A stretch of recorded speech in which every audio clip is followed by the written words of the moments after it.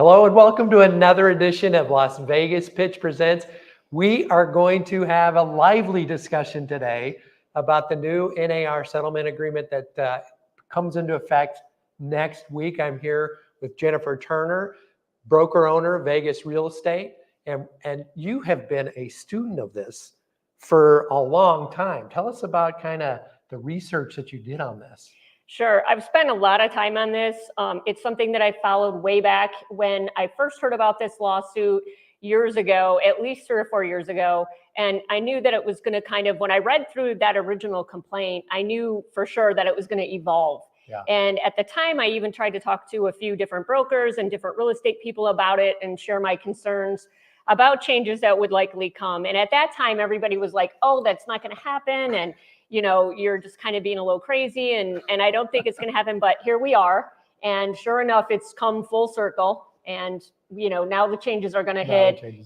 In less than a week. So. And I don't think actually a lot of agents really thought about it until probably in the last 2 to 3 months, right? Obviously there was a settlement that came out. Talk a little bit about that and what that is. Sure. So it's complex. That's the thing. And I think that's why a lot of people haven't wrapped their minds around it a lot. It's a complicated situation. It kind of evolved from some complainants from sellers that didn't feel like they needed to pay, the buyer's agent, and why should they? So a class action evolved. And again, this has been in the works for many, many years. And I think that's one thing that people need to understand is this just didn't happen. This was in the works for a long time. And now we're where we are. But yeah, there was a settlement. The DOJ, the Department of Justice, got involved and essentially went after the National Association of Realtors, which, I'm also a member of. And then, they decided that there should be a settlement. The National Association of Realtors decided to settle, like that or not, but that's where we are. And part of that settlement is that there's going to be fundamental changes to the way that real estate agents operate and the way that our compensation comes about. And there needs to be more transparency. And that's kind of the spirit, from my understanding and everything I've researched. The spirit of the settlement really is about more transparency and having an agreement with buyers prior to us just going out and showing houses. Is it more transparency to the consumer, the buyer and seller, or just more the buyer? Yeah, I think that's a good question. And I think it's transparency all the way around. And I think that is what the goal was. I wanted to see transparency, not only for sellers, but for buyers and consumers as well, those out there who may be looking at the market and trying to understand how that compensation happens from all parties. I mean, and the settlement, this was no small number. I mean, it's hundreds of millions of dollars that was basically brought on. And where does the money go? Yeah, well, that's a good question. And I think that's one of the things that everybody is trying to understand, not only from the, all the National Association of Realtors, there's millions of members. I think that's what we're all trying to understand is what was the point of that? Because the sellers who originally joined the class action and now are part of that settlement, they're really only getting something crazy like $40 or something. It's not I think people join settlements and class actions thinking, oh, I'm in a benefit and I'm going to get millions of dollars. And that really isn't the case. It's the case that you essentially, and all of us have gotten those things where you get you can buy into this settlement and you get $10 or something. Yeah. So, and certainly attorneys make out very nicely on this, and they saw, you can look at it either way. The market, the real estate market, pretty much was, you have a sale, the seller says, we'll provide essentially a commission, and that's typically going to be split between listing and buying agent, right? Correct. How does that change now? Yeah, so it's still, I think the biggest takeaway from everything is that commissions were always negotiable. And I think that's the point that everybody is missing. They're always negotiable, and they always still will be negotiable. And that's what the spirit of the settlement says, is it's still going to be a negotiated process. It is going to be different, though, especially on the real estate and the realtor side of it. So I think that's what's going to change a lot. Yeah. And so the people who basically brought the lawsuit we're essentially saying, I'm paying 3% or 2.5% to the buyer's agent. I don't want to do that. Is that pretty much a simplified form? Yeah, I mean, that's how it originally started, is sellers said, why should I have to pay the buyer's agent? Why isn't the buyer's agent paying the buyer's agent? And you have to understand, this goes back, like, this is fundamental real estate. Real estate was always designed, and we've always operated a certain way. And that's part of why I think this change is so fundamental. For decades. For like 50 years, Yeah. we have operated under the same concept that sellers typically offer something. And again, it was always negotiable, and it still is, something to the buyer's agent. And that's pretty much how the compensation went. And that number could vary, but that was pretty much how it went. And it still can be, but it's going to be a little bit different. So what happens now? This all goes into effect August 17th. What happens to the seller in terms of the listing agent and what they are offering? And then we'll get into the buyer, but how does it impact the seller at first?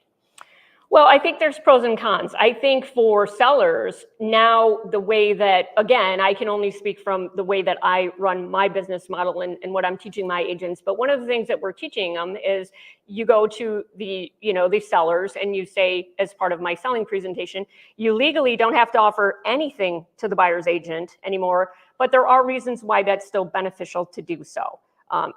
As we're going to have to start fielding calls, because one of the fundamental changes in the settlement agreement and the new rules on which we're all abiding by is that the compensation will not be listed in the MLSs anymore. It can't be advertised anywhere in a multiple listing service or any other format.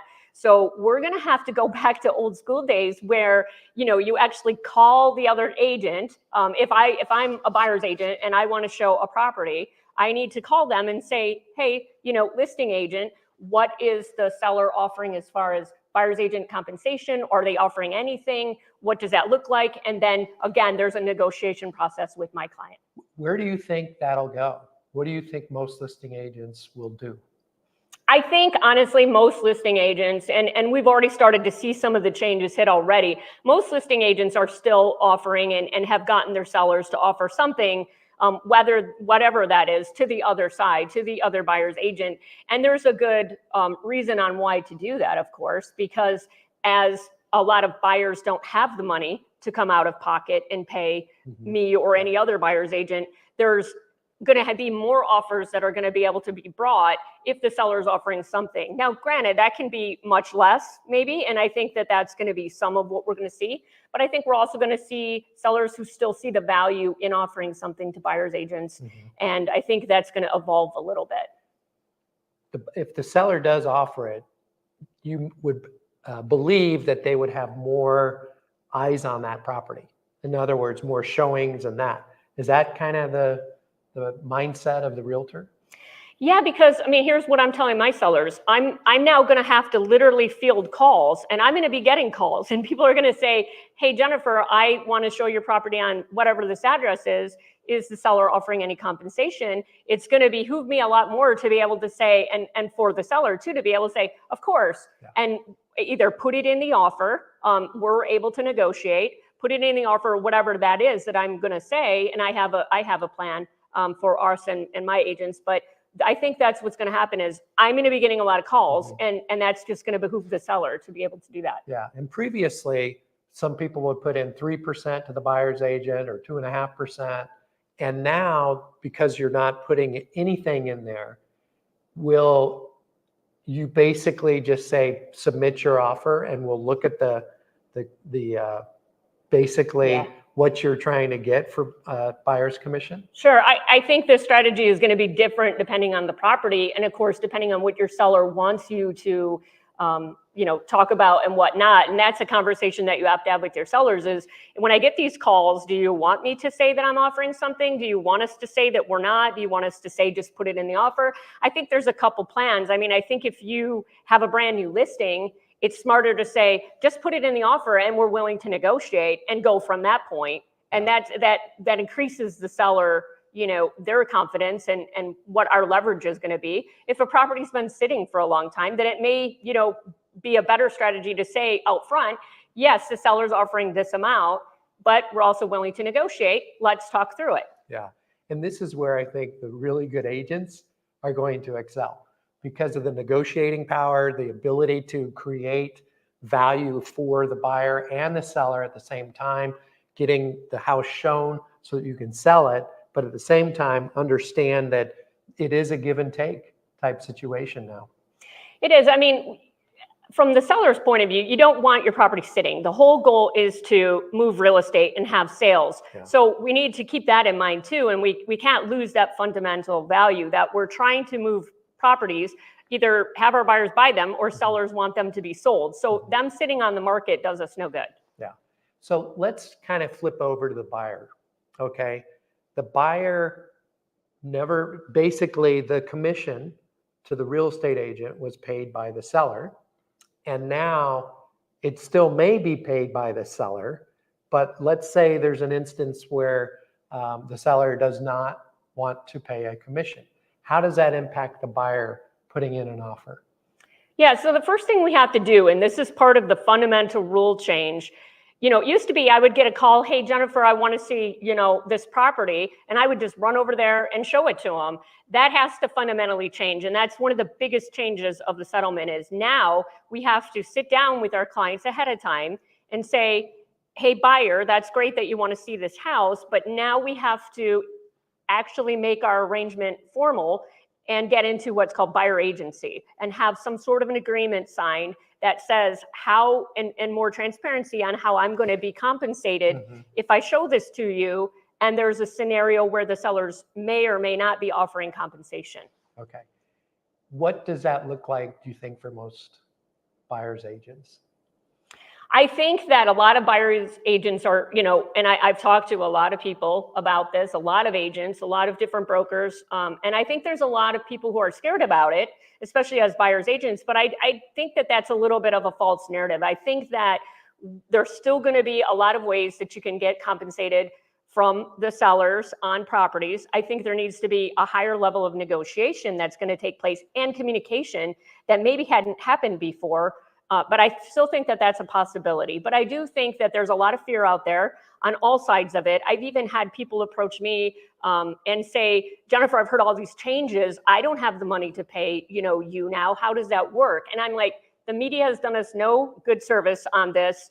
And there's some really big miscommunications out there. So I start by communicating them. And it's always been negotiable. It still will be negotiable. And there's ways that I can still get, and any buyer's agent can still get compensation from the seller. So the buyer will essentially sign a buyer-broker agreement, correct?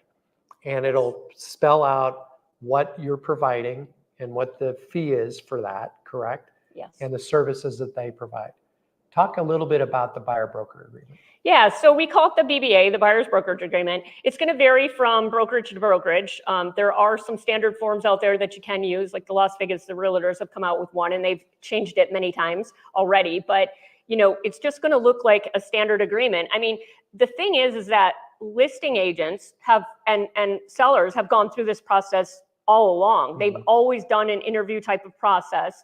And when I've gone on to listing presentations, they're basically interviewing you and they're choosing to pick you. And there's a listing agreement that goes with that.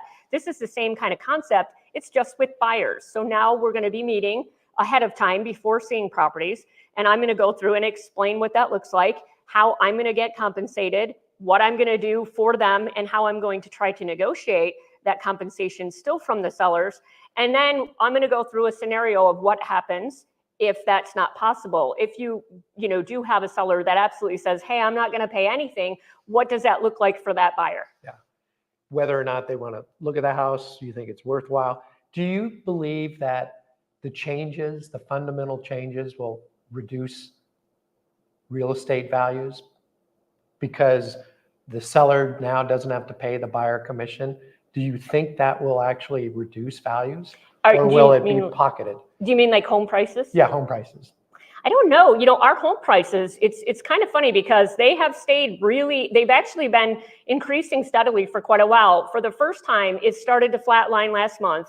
We're only at like 1% up from, last month. So I think there's a scenario that's starting to see where in Las Vegas, our market is home prices are starting to flatline, but inventory is increasing, which is interesting. So I don't know that this new change is going to affect home prices a lot because we have such a strong tourism market. There's a lot of other factors in Las Vegas that are driving people to come here and driving the demand, basically. So I think that it's going to stay pretty steady. In my opinion, it's going to stay pretty flat. Pretty much the same. Yeah. Okay.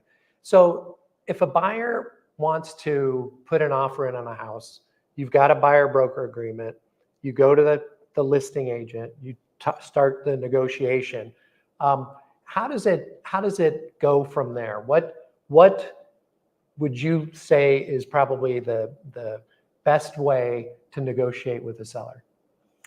I think just, first of all, calling the listing agent and talking through it and finding out, is the seller offering anything, or are they going to just say, put it in the offer? And then you go back to your client and you find creative ways, if they really want the property, to still go after that property and put the strongest offer in as possible and kind of go from there. And I do think we're going to see a lot more maybe counter offers than we have in the past. Yeah. And I think that there's going to be more back and forth, but I still think there's going to be deals that are going to happen. There's still going to be sellers that are going to compensate buyer's agents, and there might be some that won't. And I'm not saying that, you're going to win every deal, but I think there's going to be still a fair amount of compensation for all parties going back and forth. How does experience level in the real estate side play out now? Because a lot of buyers agents typically do not have quite as much experience as maybe some people who have been listing homes.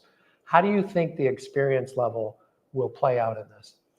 I think experience level is going to be really big. I mean, one of my taglines is experience has its rewards. So, I mean, that says it for itself. But I do think that, those who want to rise above that and get, more schooling. I mean, I went and got my real estate negotiation expert certification, accredited buyer's representative. I mean, those things are huge and they teach you things. And I know the National Association of Realtors is also pitching that pretty heavy. Go and get your ABR if you're a realtor out there.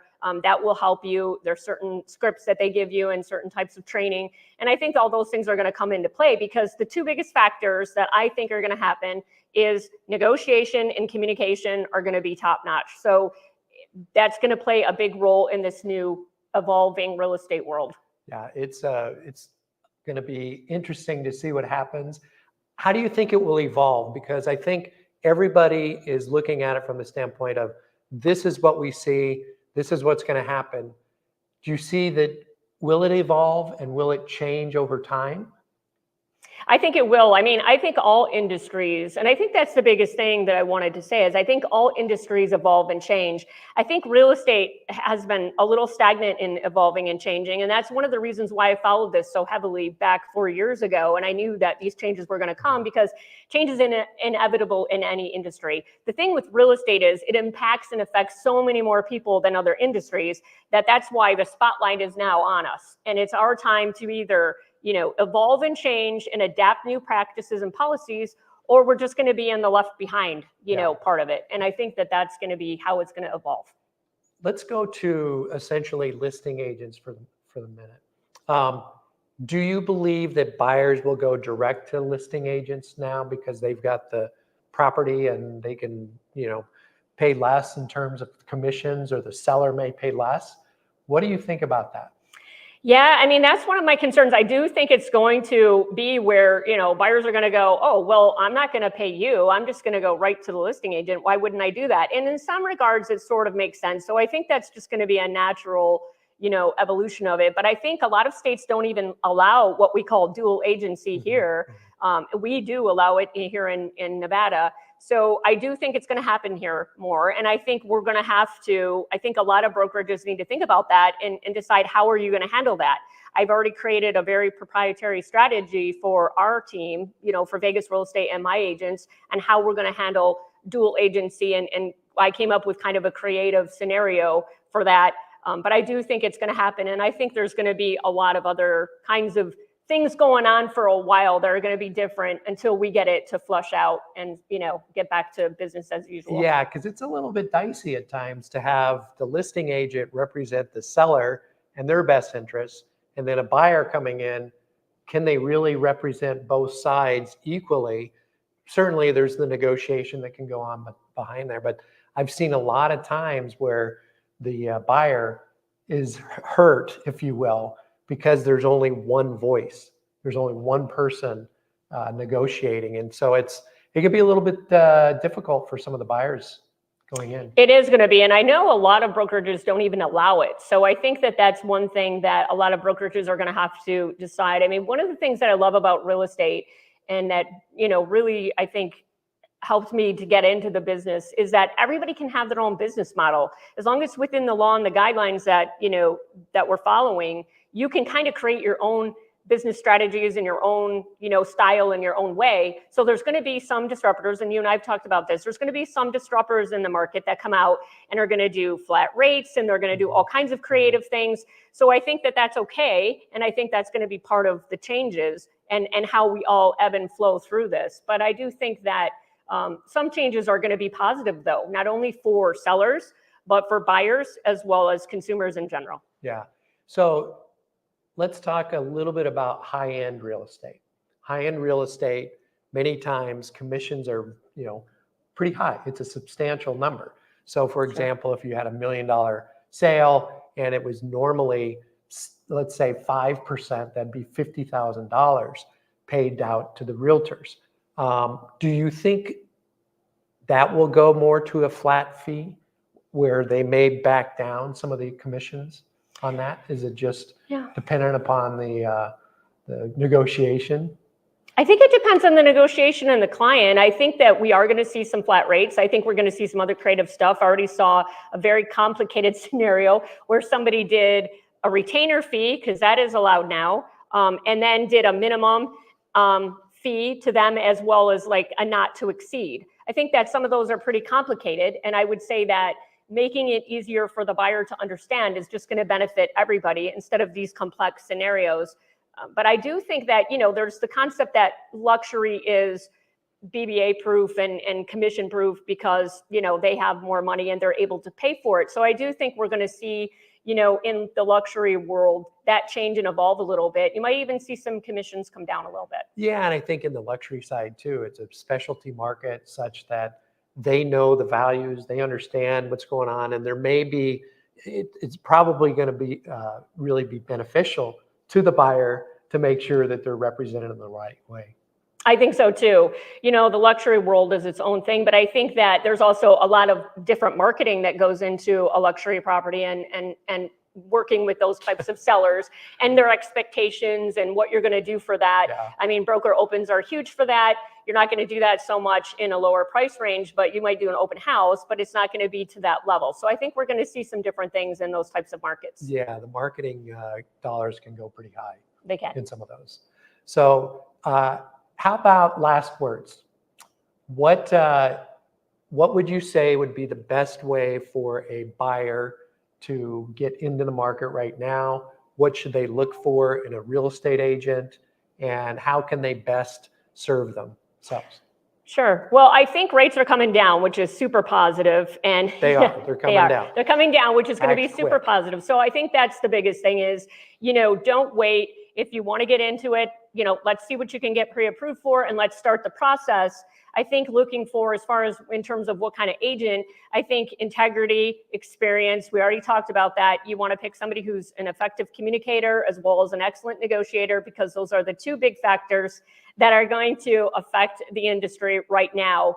And I think, just being a good agent and communicating and following through is a big factor. Yeah. Well, Jennifer, I really not sure I envy your new job of all the negotiating and all the phone calls and all the coordinating, but I agree with you. I think for a realtor, they have to be super organized and dialed in because there's going to be a lot of changes coming their way, and to keep it organized from start to finish, it's going to be so important to have a system and a process and get it done. I know you have all that at Vegas Real Estate.